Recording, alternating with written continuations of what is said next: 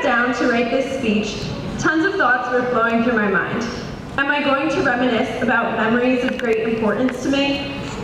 How about speaking of significant events for the entire school? What is the message I should convey? Will I be at a loss for words? Because to be honest, I did not think I had it in me to do this. But the most important goal I strove for was to create a speech that was truly different. Not one that bored people to sleep or followed the traditional, your journey ends here but a new one begins format, but instead offered excitement and a new insight into this monumental day.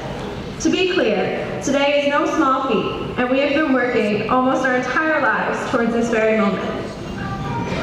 I will be blunt, no advice will be given in this speech. Alas, many people can give better advice. People who are older, wiser, more educated, and more experienced than I. It is neither worth your time nor mine to hear the ruminations of an 18-year-old. Instead, read books, listen to music, play baseball or basketball or any other sport. Just do something fun. All those activities will be more worthwhile than listening to my advice. Maybe when I'm 60 and hopefully rich and famous, I'll be worth giving advice. Now look at how things have changed during our time in school. In the time we've spent growing up, the world has shrunk. We were only toddlers when AOL Instant Messenger was first released to the world. We are old enough to remember computers when they were still heavier than a sack of potatoes and colored the blandest shade of beige there ever was. When we were kids, the Spy Kids 3D Game Over DVD was as close as we got to 3D TV. And who could forget about all those practically indestructible flip phones many of us received as our first cell phones. Now look at where we are today. AIM is dead, and now you can chat with the world by just hitting tweet or post. My laptop is a mere 3 pounds, and there are 3D smartphones. In the amount of time we have spent in K-12 education, the world has shrunk so much, even though we know it is immensely large.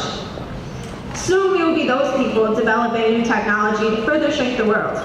As I think about all of my peers, both the ones I know personally and the others, I know without a shred of doubt that we will leave our mark on this world in one way or another.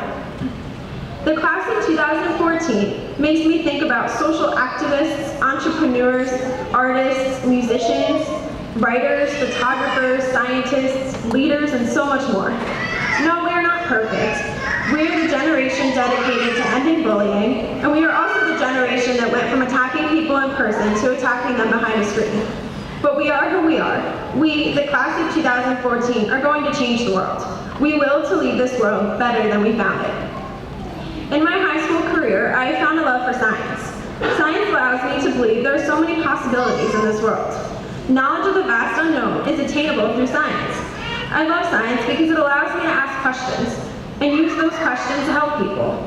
Our environment is a major part of science, which creates a question. Are you optimistic or pessimistic of what the future holds regarding our world? If you look at the science about what is happening on Earth and aren't pessimistic, you don't understand the data. But if you meet the people who are working hard to restore the world and the lives of the poor, and you aren't optimistic, you haven't got a pulse. Science unites people to work towards a common cause. This is my passion, and I hope that everyone will find their own passion, whether it be art, science, music, history, and so much more. This room has great potential, and we must show the world who we are. On behalf of the class of 2014, I would like to thank each person here today for their support through our 4 years at Hudson High School. Parents and family, thank you for your patience and support as we move through our high school years.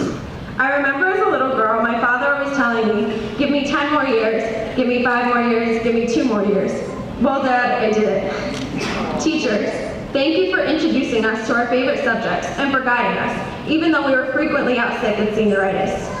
My friends, I will miss you the most. We changed each other's lives, and I'm a better person because of you.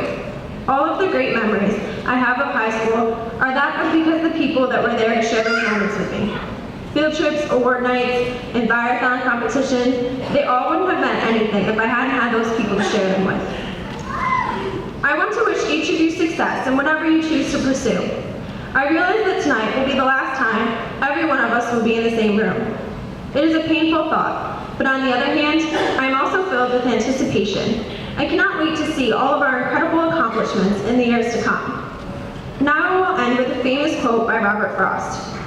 Two roads diverged in a wood, and I took the road less traveled by, and that has made all the difference. This is not advice, as I said I would not be giving any advice, but this is encouragement. I encourage you to take the road less traveled by and create your own path. Follow the opportunities available to you and make new opportunities. Follow your heart and pursue a cause of particular importance to you. Instead of following the path of past generations and graduating classes, I challenge you to be a leader. There are always risks, but the battle makes the win so much sweeter. Thanks again to everyone who has helped us make it here tonight and made this night possible. Congratulations to the class of 2014, and I wish you all the best of luck in your future endeavors.